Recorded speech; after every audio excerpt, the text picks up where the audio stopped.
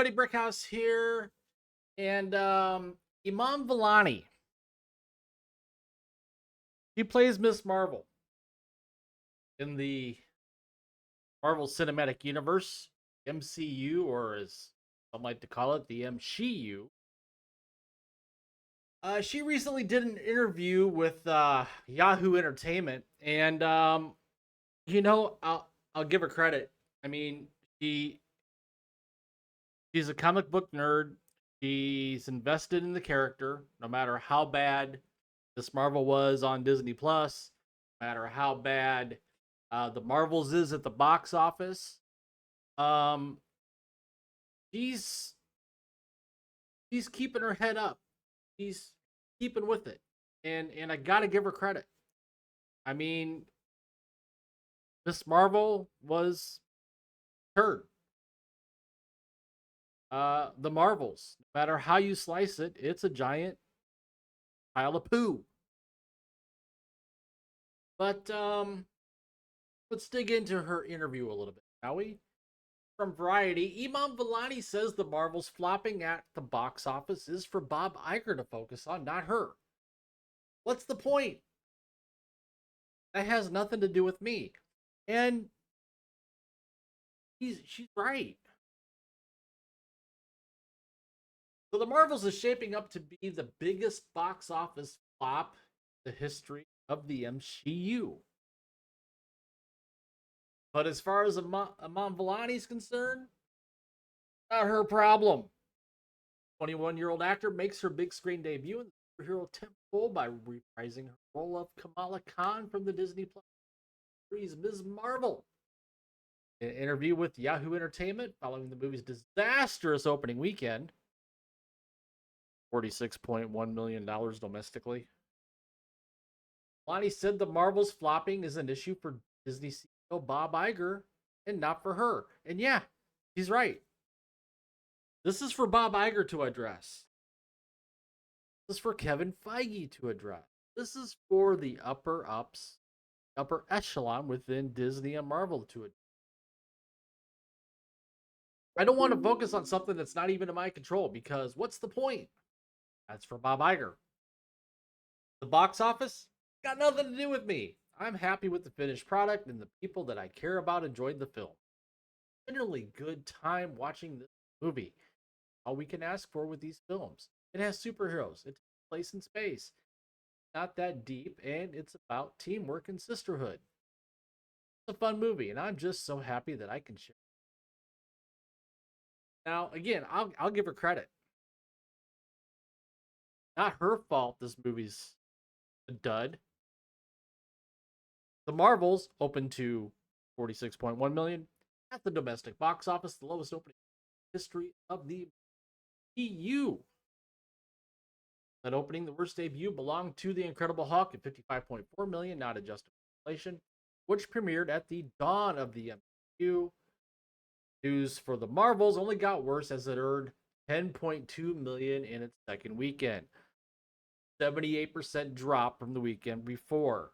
And that now holds the record as the MCU's biggest second weekend drop, which was previously held by Ant-Man Wasp Quantumania, which was nearly 70%.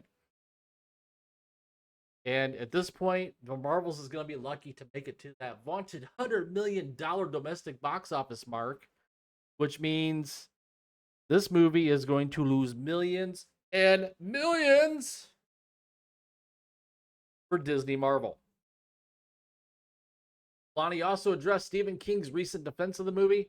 Some toxic trolls on social media have been celebrating the Marvels flopping because the story centers on 3 female superheroes and the film is directed by a woman. Stephen, that couldn't be further from the truth. Not because 3 women lead this movie as female superheroes. Not because this film was directed by Nia DaCosta, black woman. That's not the reason at all. The reason at all is because the story sucks. There's tons of plot holes. There's things that are nonsensical in this movie. And Nick Fury has been made into a joke. He is supposed to be the super spy for Marvel, and he's been turned into nothing but a joke. King shut down those trolls on X after the movie's opening weekend.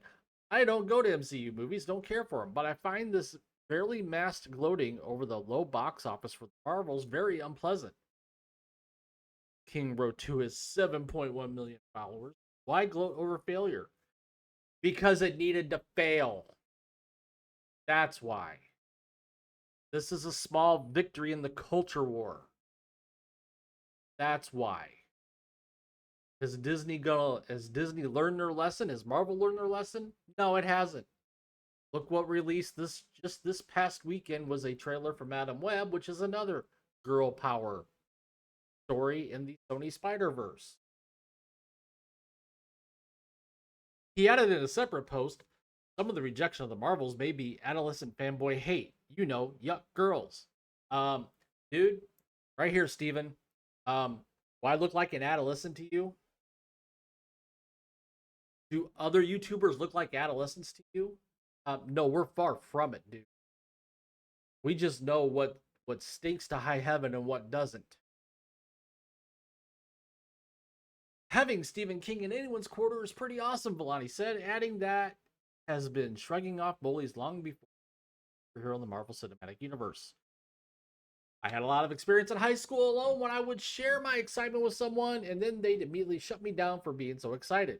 I would hate to see that within the fan community as well because it does awful. People are excited about something, let them be excited about it. And if you have constructive criticism, voice it, but never be the wet blanket on someone else's excitement. The Marvels is now playing in movie theaters nationwide from Disney. So there you have it, Iman Vellani. I mean,